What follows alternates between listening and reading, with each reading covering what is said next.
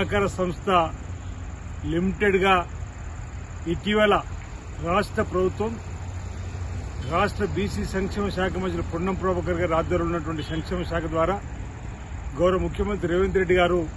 మున్నూరు కాపులకు ఈ సంస్థను ప్రకటింపజేయడం, మున్నూరు కాపులను గుర్తించే విధంగా మున్నూరు కాపులో ఉన్నటువంటి వారికి ఆర్థికంగా చేయూతనివ్వడానికి ఈ సహకార సంస్థ లిమిటెడ్కు 2024-25 ఆర్థిక సంవత్సరంలో 50 కోట్ల రూపాయల నిధులను విడుదల చేయడం జరిగిందన్న మాట ఈ సందర్భంగా ఈరోజు తెలంగాణ రాష్ట్ర మున్నూరు కాపు అపెక్స్ కమిటీ సమావేశంలో అనేక మంది కోర్ కమిటీ సభ్యులు, ఆయా కమిటీలో ఉన్న బాధ్యులందరూ కూడా ఇటీవల మున్నూరు కాపు సహకార సంస్థ లిమిటెడ్కు నిధులు కేటాయించాలని కోరిన క్రమంలో గౌరవ ముఖ్యమంత్రి రేవంత్ రెడ్డి గారు, బీసీ సంక్షేమ శాఖ మంత్రులు పొన్నం ప్రభాకర్ గారు ఈ బడ్జెట్లో 50 కోట్ల రూపాయలను ఈ సంస్థ నడవడానికి విధి విధాన రూపకల్పన చేసే క్రమంలో విడుదల చేయడం హర్షణీయం. ఈ నిధులతోటి మరింత ముందుకు తీసుకొని పోవడానికి మున్నూరు కాపులో ఉన్నటువంటి పేదవారు వ్యవసాయం చేసుకునే విధంగా ముందుకు పోవడానికి ఏ రకంగా సేవలు అందించాలనో ఆ విధంగా అందిస్తూ ముందుకు పోయే కార్యక్రమం చేస్తామన్నమాట సందర్భం చెప్తూ మున్నూరు కాపుల ఆత్మ గౌరవ భవనాన్ని కూడా కోకపేటలో కేటాయించబడిన స్థలంలో కూడా నిర్మాణం చేయాలని చెప్పని కోరినటువంటి అంశాన్ని కూడా, అదేవిధంగా మున్నూరు కాపులకు సంబంధించి సమస్యల పరిష్కారం కోసం త్వరలోనే 33 జిల్లాలకు సంబంధించినటువంటి వారితో ఒక సమావేశం ఏర్పడేయాలని చెప్పండి. దాంతోపాటు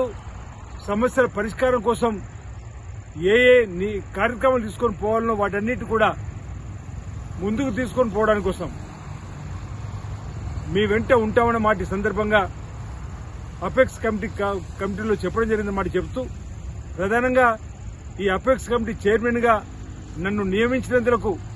మున్నూరు కాపు కుల సోదరులందరూ కూడా నేను ధన్యవాదాలు తెలియజేస్తూ రాబో రోజుల్లో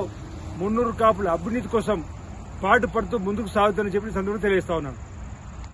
రాజరాజేశ్వరి కన్వెన్షన్ లో అపెక్స్ కమిటీ సమావేశం ఏర్పాటు జరిగింది పుట్టం పురుషోత్తమరావు గారి ఆధ్వర్యంలో. ఈ సమావేశానికి ఆది శ్రీనివాసన్న గారిని చైర్మన్ చేయడం జరిగింది వారిని, అలాగే వద్యరాజు రవిచంద్ర గారిని మన గౌరవ అధ్యక్షులుగా ఉంచడం జరిగింది. అదేవిధంగా బండి సంజయ్ అన్న గారిని కూడా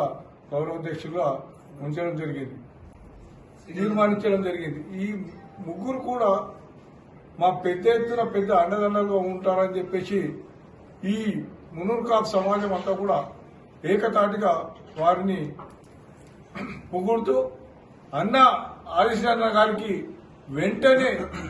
మంత్రి పదవిని ఇవ్వాలని చెప్పేసి తీర్మానించడం జరిగింది.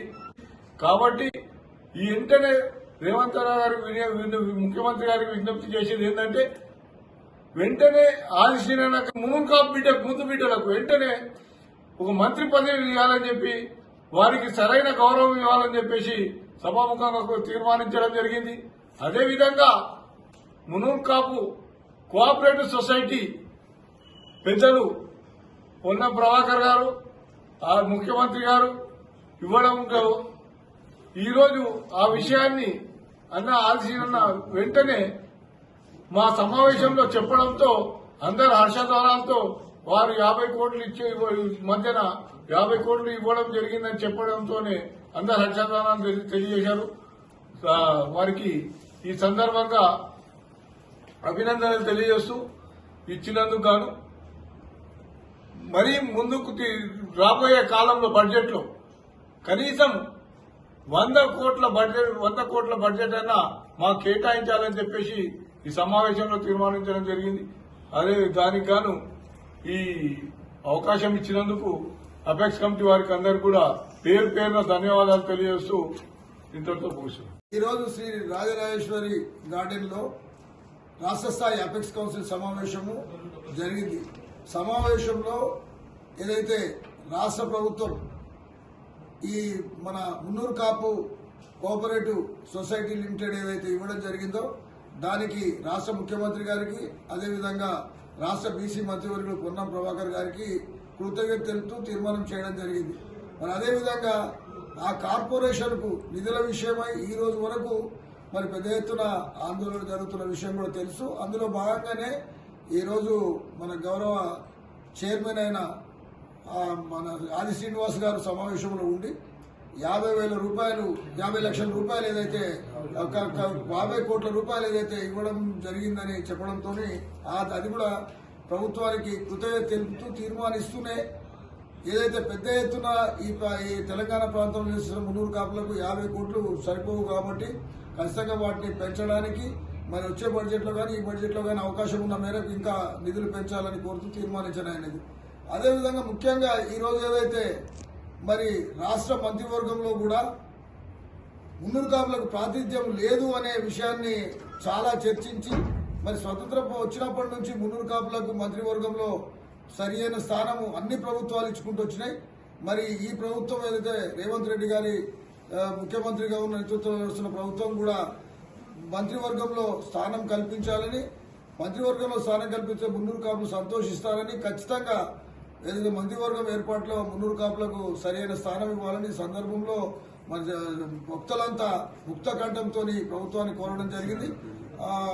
ఆ విధంగా ఈ మంత్రివర్గంలో స్థానం కల్పించాలని కూడా కోరుతున్నాం.